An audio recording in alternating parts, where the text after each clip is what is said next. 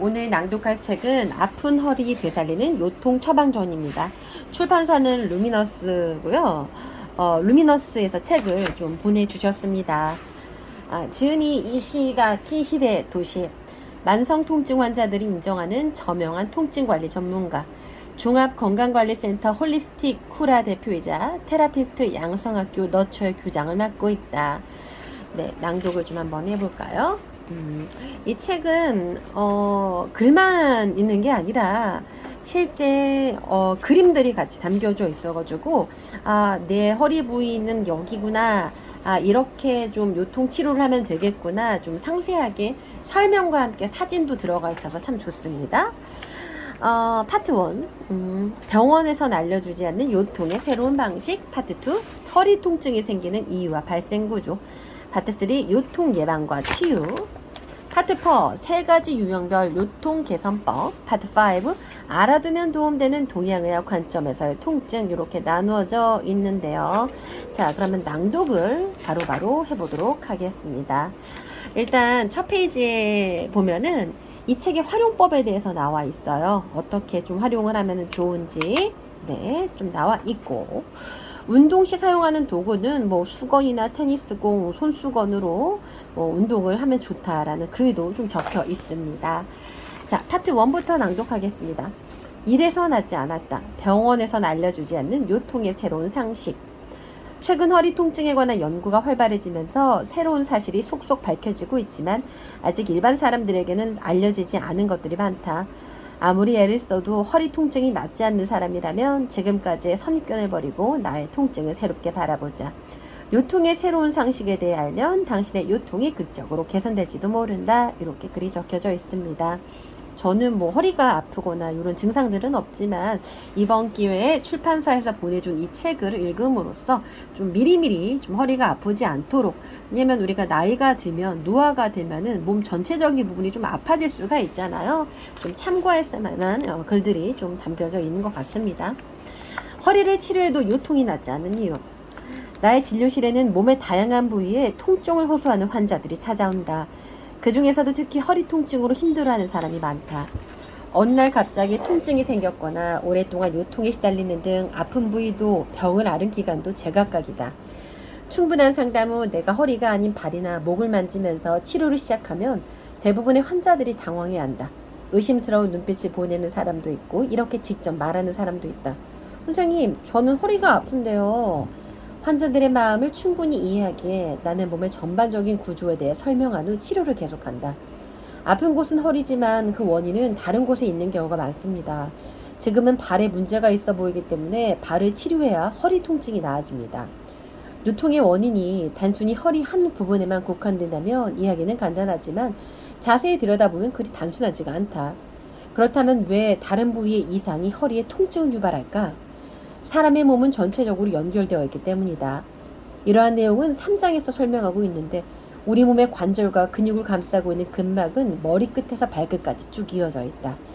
그래서 어느 한 부위에 이상이 생기면 멀리 떨어진 부위에까지 영향을 미치곤 한다. 전혀 이상한 일이 아니다. 허리를 뜻하는 한자 요를 보면 곡이나 몸을 뜻하는 육달 월과 욕이나 요로 이루어져 있다. 합치면 몸에서 중요한 곳이라는 뜻이니 허리가 인체에서 차지하는 비중을 헤아릴 수 있다. 한마디로 허리는 인체의 주축이라는 것이다. 중요한 부위인 만큼 몸의 다른 부위에 문제가 생기면 주축에도 영향을 미치게 된다. 즉 발이나 골반, 척추 등의 문제가 생기면 요통으로 이어지기 쉽다는 말이다.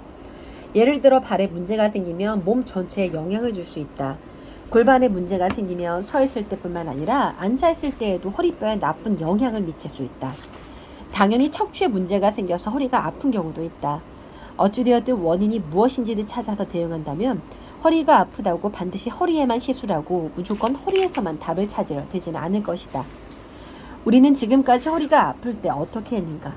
허리에 파스를 붙이거나 주무르거나 찜질을 하거나 이도저도 아니면 가만히 누워 있었을 것이다. 이런 방법도 좋긴 하지만 만성적으로 생기는 요통은 절대 해결되지 않는다. 이 책을 손에 든 지금은 요통의 진짜 원인을 찾아낼 기회다. 허리가 아픈 이유는 다른 곳에 있을지도 모른다. 땡땡만 하면 요통이 낫는다. 허리 통증으로 괴로워하는 사람에게 이런 말은 자다가도 눈이 번쩍 뜨일 만큼 매력적으로 들린다.